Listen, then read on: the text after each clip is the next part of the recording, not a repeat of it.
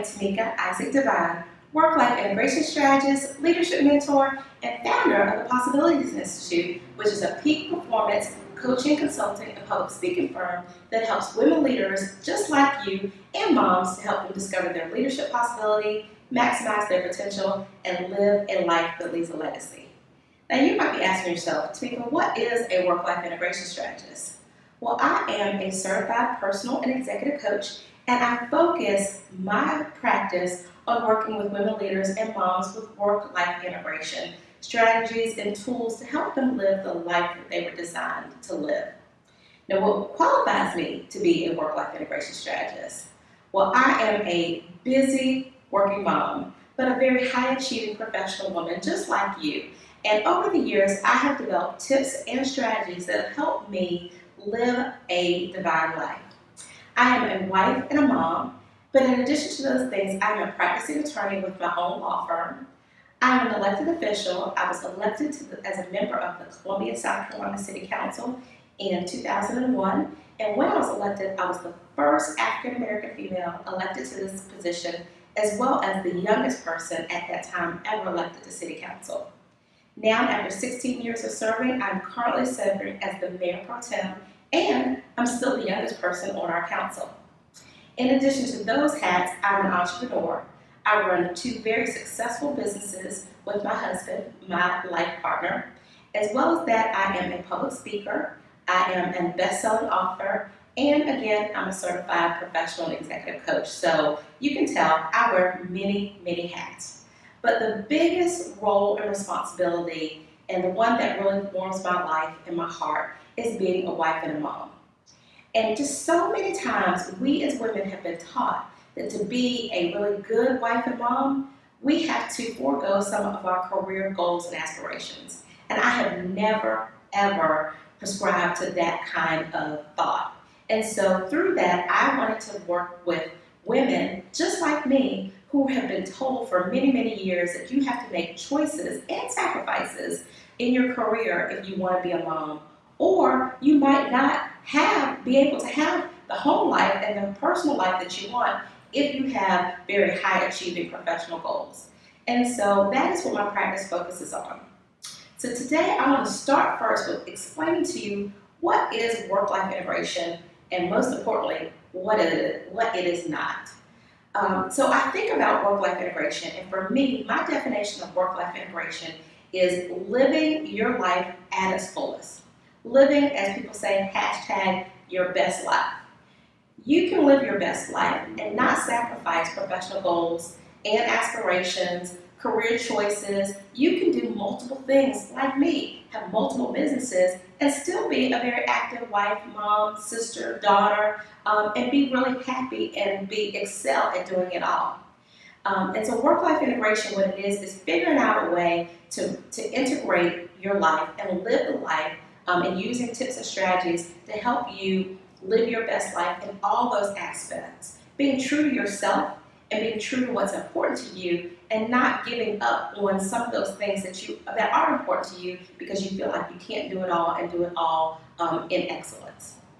What work-life integration is not is that elusive work-life balance that people always talk about, or trying to say, oh yeah, I do work-life integration. I am a master multitasker. I may take my kids to a soccer game, but while they're at the game, I'm not enjoying the game. I'm not talking to the other parents. I'm not watching the great goals that my kids are making because I'm doing a conference call, or I'm responding to emails, or I'm dealing with something else.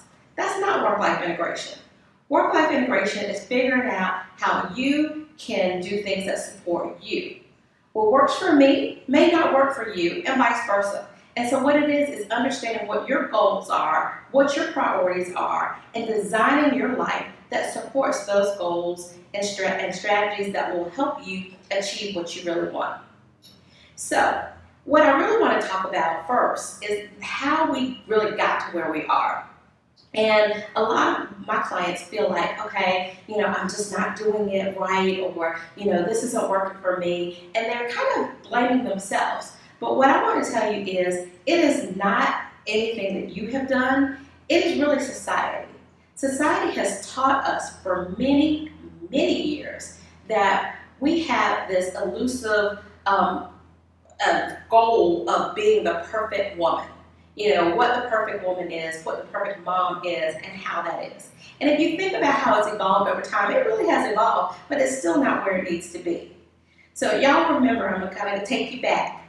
If you're my age or older, you remember June Cleaver back in the days. You know, June Cleaver, the perfect wife and mom who catered to her children and catered to her husband, didn't work outside the home, always had dinner ready when people got home, always had the house immaculate, and never seemed to stress over anything. And so even when we think about June Cleaver, even if you move on to Florida Evans, and that really gets me, when you think about what society has always tried to show us and taught us. You got Florida Evans, you got this family of 5 living in a 2-bedroom apartment, struggling all the time to make ends meet. But still, Florida didn't work outside the home. And so sometimes when they really needed a buck or two, she might have taken an extra job. Or when James Evans died, then she actually worked outside the home. But before then, they were struggling on a one-parent household, one-salary household. And even though they really could have done more if she worked outside the home, what society was trying to show us and teach us is to be a good wife and mom, you need to be home. So, you know, that is where we started off. But then, of course, you had the feminist movement, and we moved on from there. And then, you know, we had that Anjali woman. Y'all remember the Anjali woman? You know, I can bring home the bacon, I can fry it up in the pan, and then never let my husband forget he's a man. You know, it cracks me up when I hear it now. But that was like the whole, you know, wow, we can do it all. We can work outside the home and make money, but we still can be, you know, cook, and then we still can, you know, satisfy our man and whatever else they were trying to show us. And so that was kind of the evolution of, from back in the day, from June Cleaver and Florida Evans to the Anjali woman. But still, that's really not what we really wanted. And then, you know, going back to my favorite, you know, and what really inspired me as a young woman, looking and wanting to be an attorney particularly, is then we had Claire Huxtable. You know, we had the beautiful, brilliant practicing attorney who was a partner in her law firm. She was mom, she was married to a doctor, they had this great house, they had these great kids, and then she had that sassy attitude that she can have that clap back on somebody and still look classy. So we all love Claire Huxtable. But she was the first person society tried to show us that, you know, yes, we can have a high-achieving professional job with titles and accolades, but still be a great wife and a mom. But still, what we saw with Claire Huxtable was the fact that everything kind of centered around the family. And although you saw certain things, her making partner in the law firm and other things, you didn't see, you know, those big career goals and doing multiple things in Claire Huxtable. And so although she was a great epitome of what we look at, we as women today, our standards are so far beyond that. You know, we don't typically have one job and happy with that one job and don't do anything else. A lot of us have several things. Whether we have our side hustle or we are running multiple businesses, we're CEO of our company, we're running households, we're doing a lot of things. And so when we think about, you know, what is on us as professional women, where is our support? Where are the things in society, in our communities, that recognize that you can be a jam-up professional woman and be true to yourself and have those desires to be the wife and the mom that you want to be? And so for me, it is about understanding what is right for you, and then figuring out the different tips and strategies that can support you as that successful woman as you are looking for what works for you and what will get you where you need to be. So now I want to share with you guys a couple of my favorite work-life integration strategies. As I told you guys, I am doing a lot all the time. You know, I'm a practicing attorney with my own law firm, and so as the owner and manager of my own law firm, not only am I practicing law, but I'm HR director, I'm IT director, I'm housekeeper and custodian.